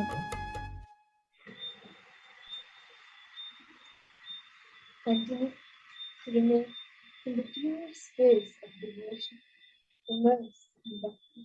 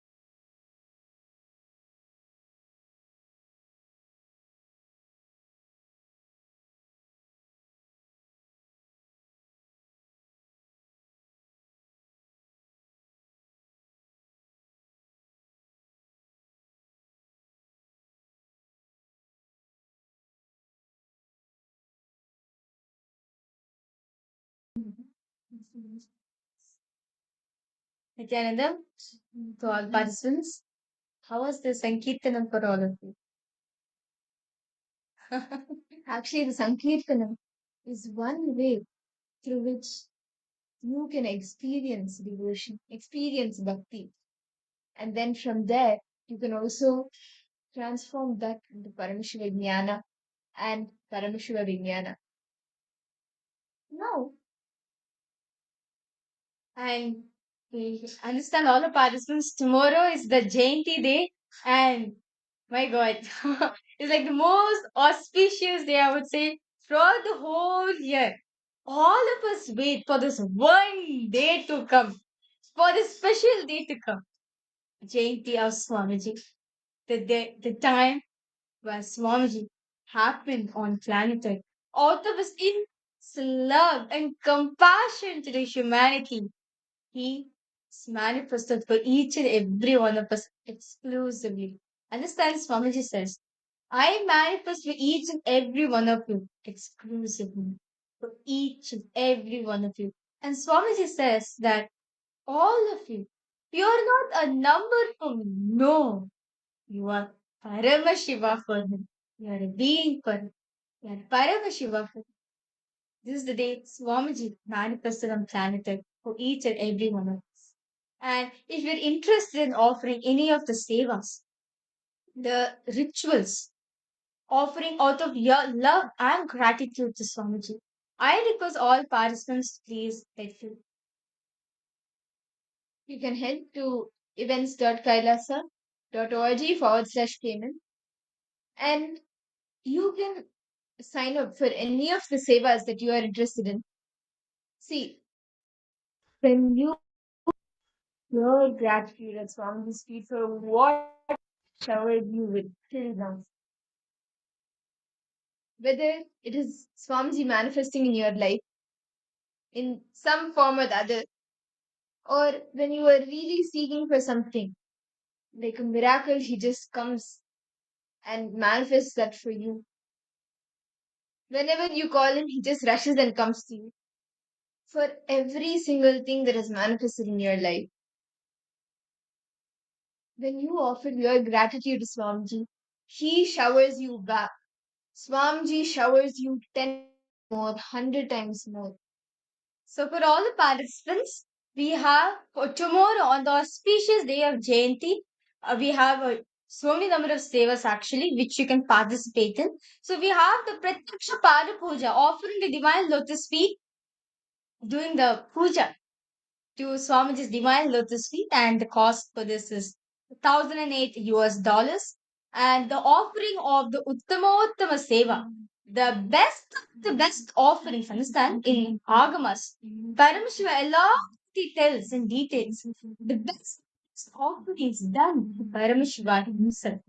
So on this auspicious day of the Avatar Ignotsava where Swamiji happened on planet Earth, we are going to be offering the Uttama Seva, and this is $1,008 once again. Next, we have the Nithyananda Homa, the offering of the fire ritual, the yajna, the fire ritual to Swamiji. And again, the cost for this is $5,008. And we have the Abhishekam done to our beloved Swamiji. Abhishekam, the special Abhishekam done to Swamiji. And this is $1,008. Literally, on the Abhishekam, there'll be various different offerings, such as the milk, the sandalwood, the turmeric, the rice flour, various different offerings. Dravyams, meaning like various different offerings will be there, where you get to bathe Swamiji with holy waters. If you're interested in offering this seva, we're offering the Abhishekam to Swamiji, and the cost for this is $1,008. And if you offer the Sahasranama Archana, meaning the offering of the 1,008 names to Swamiji, the chanting, the Archana, the offering of the 1,008 names. So basically, the 1,008 names of Swamiji will be chanted and understand. Swamiji is Each of these names are one of the attributes of Swamiji. The gunas that Swamiji has. Understand is Ananta. It is infinite. It is which is endless. So understand when you are offering this ritual, you are going to be getting those qualities of Swamiji in you, those gunas which you want to manifest for, such as the healing, or being ever compassionate, or having Guru Bhakti, whatever. Any of the Kalyan Guru Paramashiva of Swamiji you want to manifest. Just offering this Sahasranama Archana to Swamiji on the auspicious day of Jayanti, the Avatar Dinotsava, and you're going to be manifesting that in you. So once again, this is $1,008. The next is the offering of the Go Puja, followed with the Suprabhata Seva, the waking up Swamiji from his Samadhi, and the Ekanta Seva, done on the auspicious day of Jayanti, the Avatar Dinotsava, and this is $1,008. And we have next is the Vishensha Naivedya Seva, the offering of the special Naivedyams to Swamiji on the auspicious day of where all the where wherever you feel like you want to manifest, where you want to offer your gratitude to Swamiji, and literally by offering the Vishesha Naivedya Seva, any boons or any obstacles you're facing related to health dimension, healing purpose, by offering the seva, all the problems related to health will be solved. And once again, this is $1,008. The next is the Nera Totsavam Seva, where this is actually a very beautiful offering done to Swamiji. And once again, this is $1,008. So I request all participants, this is like so many sevas, like so many rituals are going to be offered, especially just for Swamiji tomorrow. And as all of us are celebrating the advent of Swamiji, the 48th Avatar Dinotsava, the happening of Swamiji on planet Earth. And if you're interested in offering any of these sevas, any of the rituals, if you say Swamiji, I want to thank you. I want my gratitude to you for you manifesting in my life, for giving me breath in my life. I need to give something to Swamiji. This is my way of saying thank you to Swamiji. I request all of you, please head to events.kailasa.org/payments, and you can please feel free save us which you are connected to, which save us which you feel. This is the best I can offer to Swamiji. To go ahead and offer. Yes. Ma Komati Kaiselvan, Ma Kaili Wang, Ma Iqbal Bano, Ma Shulini Durga, Pavanaya, Jeremiah, Ma Irene, Ma Teresa, each of you can see which of the sevas that you want to offer and offer your gratitude to Swamiji. Understand from each of these sevas, you will benefit, you will have a common breakthrough, whether you are aware of it or not. Swamiji will take out some pattern from you and shower you with his blessings. Shower you much more than you can even imagine. Literally, on this auspicious day, any goals you want to manifest or any field of your life, if you're stuck, there's an obstacle for you, you want to overcome it, you want Swamiji's blessings and you want to overcome it, then do any of the rituals. Understand? Of Hinduism, the Kriya Pada, right? So when you do Kriya Pada, literally your being, your whole body, mind, and consciousness raises itself to the parallel universe. Understand? That's the power of Kriya Pada. So any obstacles, you feel like if you're stuck, you want to manifest a breakthrough in your life, offer any of the sevas. You will see. When you understand, when you put your Swamiji, what you think, okay, this is the best I can do. When you give what you have to Swamiji's feet, you will see. Swamiji will shower you. Understand? So very beautifully, Swamiji says one thing. pours. Sorry, Kubera gives. Lakshmi pours. But Paramashiva showers. Understand? If you want to manifest best, if you want to manifest anything in your life, when you offer the best, when you offer what you have at Swamiji's feet, he's gonna shower you the best of the best in your life. Understand? What he has in the suitcase, what Swamiji has with him, he will be showering you with all the auspiciousness in your life. I request all participants to post which are the savers all of you are going to be offering tomorrow. And it's like really one of the blessed thing. Understand? One of the blessed thing you can offer do on this auspicious day is deciding to give. Understand? Swamiji says, when you give out, when you surrender, whatever the dearmost to you in your life, Swamiji will shower you what is the dearmost he has in his life.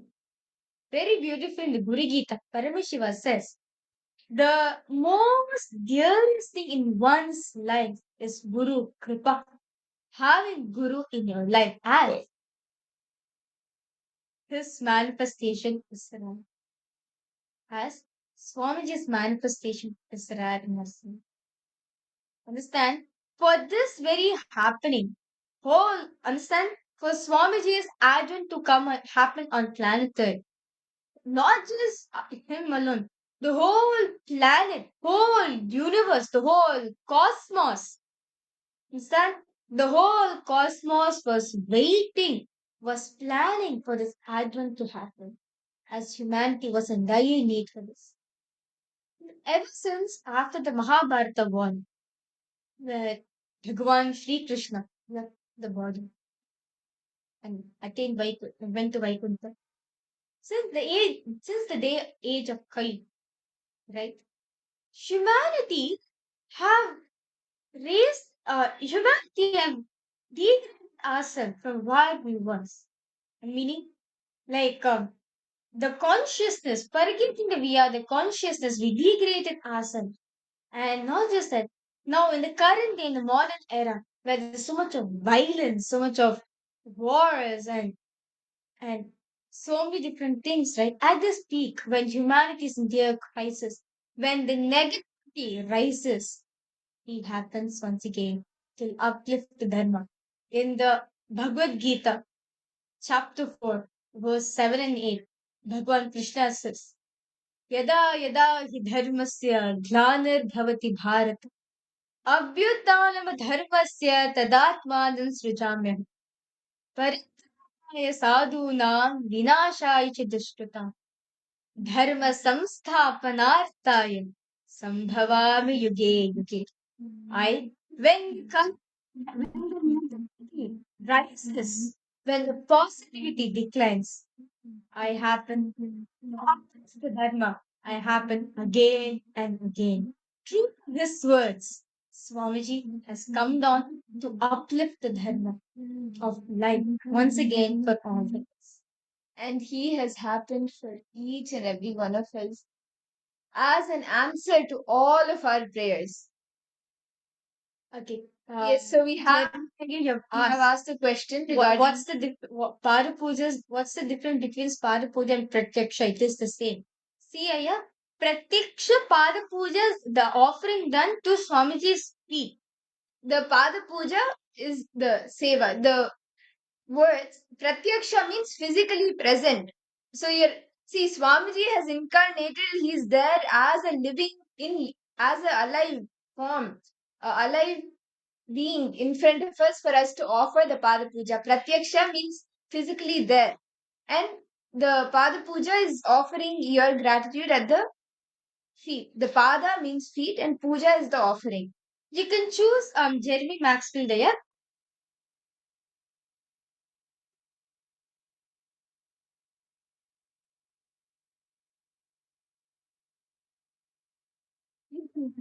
So you're showing the form. You can yes, so you can choose the first one. The Pada Puja. So it's based on the how much you are doing. So there are options to pay from do the Guru Dakshina option as well. So as we are saying that the offering of the Pratyaksha Pada Puja is $1,008.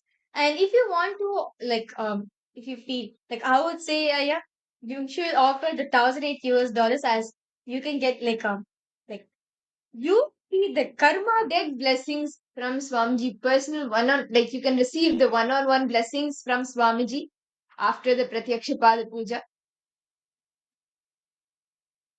Yes.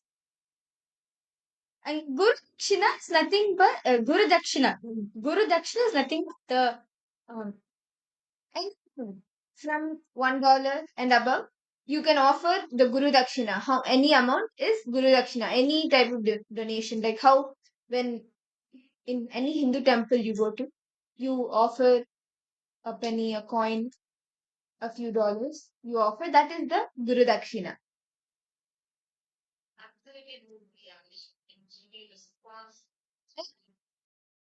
Now, by offering the Pratyaksha Pada Puja, the 1,008, the one-on-one blessings, the direct blessings from Swamiji during the darshan. So, Jeremiah, you can offer the Pratyaksha Pada Puja, the 1,008 Pratyaksha Pada Puja. And for all the participants, you can choose which offering, which seva you want to offer your gratitude to Swamiji through. And you can sign up for that seva. You can head to events.org/payment and put your intention. Sign up for the seva and offer the seva on the 48th Avatara Dinotsava of Swamiji tomorrow. And there can't be a more auspicious day than this, when the day Swamiji himself happened on planet Earth as an answer to all of our prayers. He has happened to attend to each and every one of us individually as a manifestation in our life for giving us a superconscious breakthrough. Yes. Any questions, doubts all participants are having or all the viewers are having? Do feel free to post in the chat section. Okay. Guru Dakshina is donation. It's like any type of donation. The Guru Dakshina is any type of donation or any type of Dakshina. It's like the donation. And you offer to your Guru. Like there is actually a very beautiful practice. How after the education period or after you are guided by the Guru, you offer the Guru Dakshina after a certain time period of getting the education. How these days, I can't even compare it to fees, but just to give an example for you to understand how after you pay the fees, similar to that. But of course, Guru Dakshina has its own spiritual benefit. It has the spiritual benefits where you will have karmic breakthroughs, where when you give the Dakshina, a pattern leaves you. So you offer something to the Guru, that is the Guru Dakshina. Whatever you have at that point in time, you offer it. Yes. So, Ma Irene, which seva do you want to offer?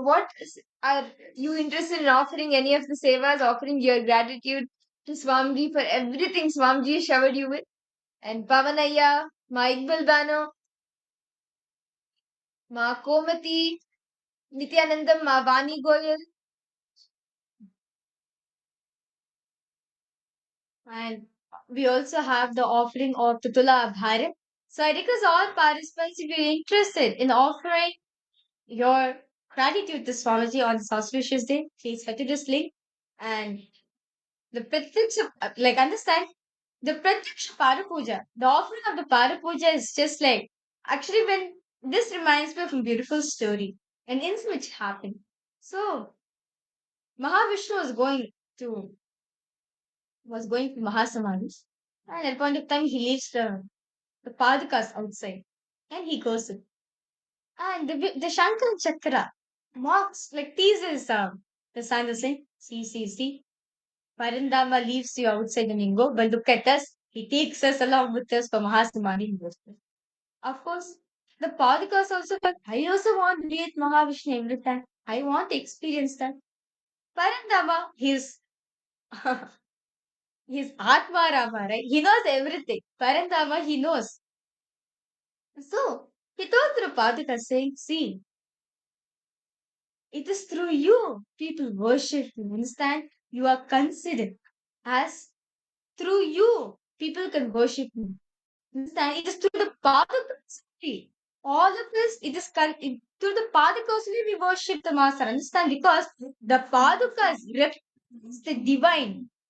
When you're offering the Pada Puja to Swamiji's feet, understand?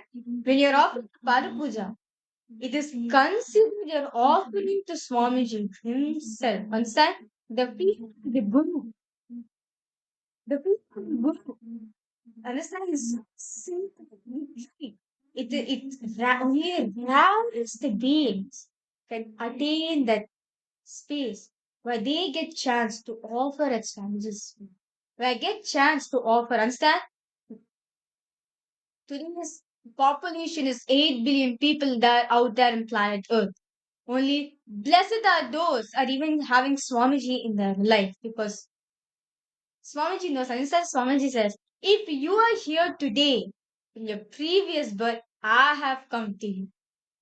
Swamiji has come for each and every one. That's in this birth, you have decided, come what may, I am now going to miss Swamiji. That is why each and every one of you, all of you are connected to Swamiji in this birth.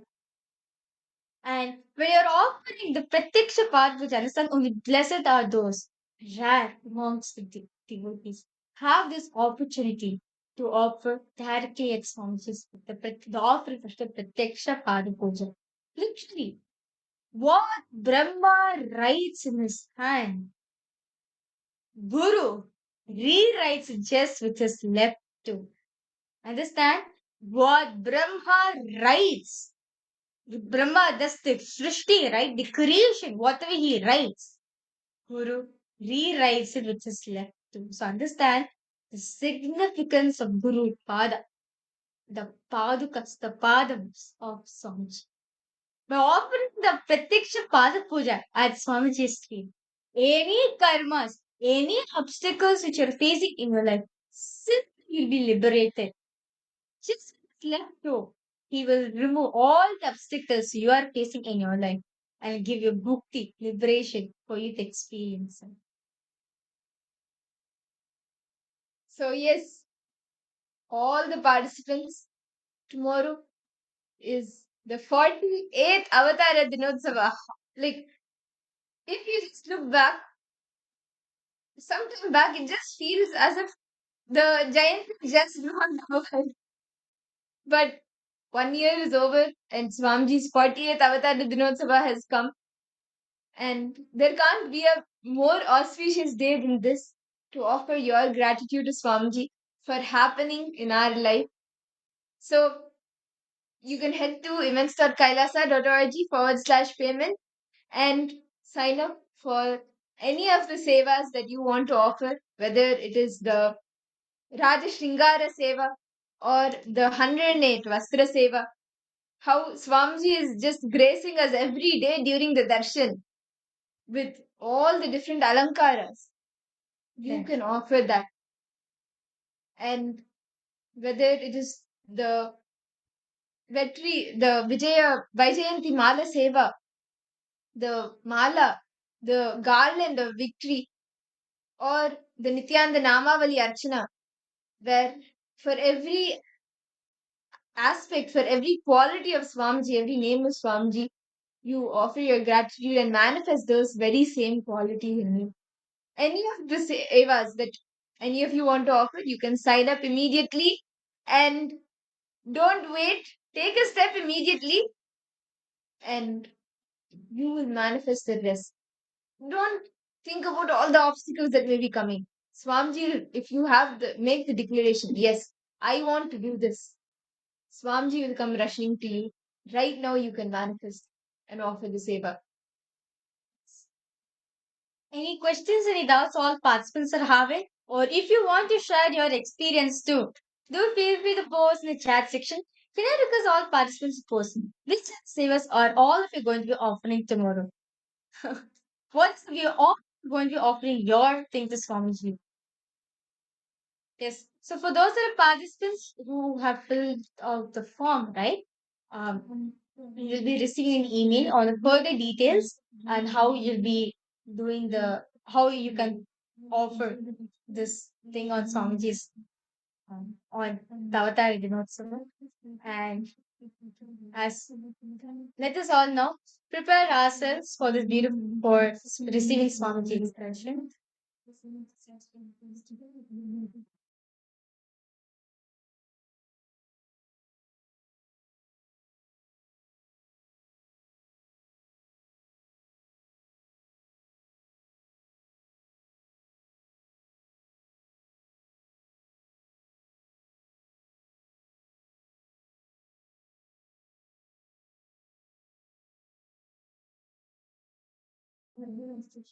So we are going to be entering into a very beautiful meditation, just the gratitude meditation. How many of you have done this before?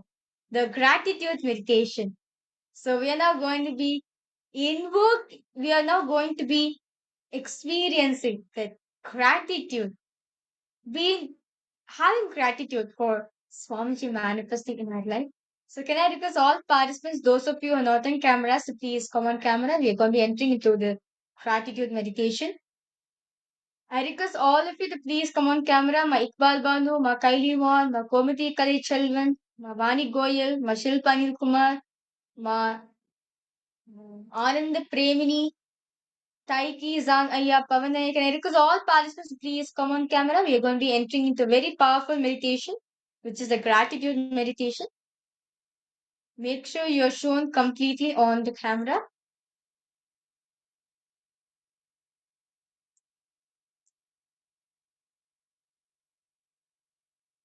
I request all the participants to please settle down.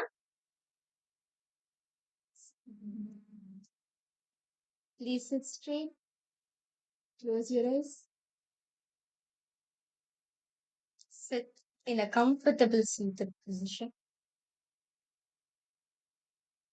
Now, bring your awareness to your Sahasrara chakra, the ground center.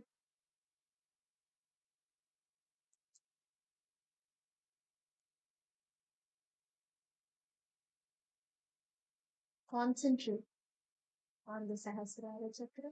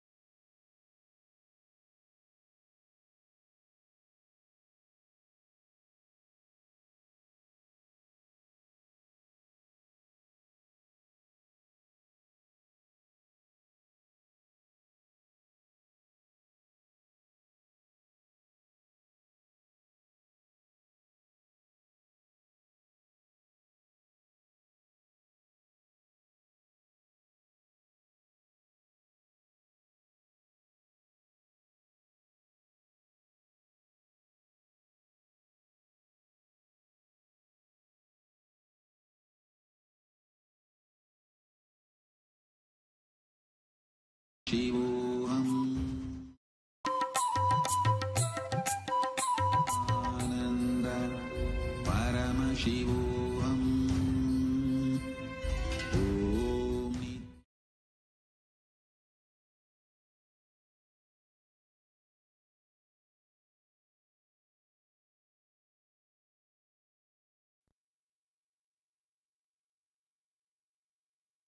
Connecting with the divine with your eyes closed is meditation. Connecting with the divine with your eyes open is darshan. Come, let us all now move from meditation to darshan. Slowly, very slowly, please open your eyes.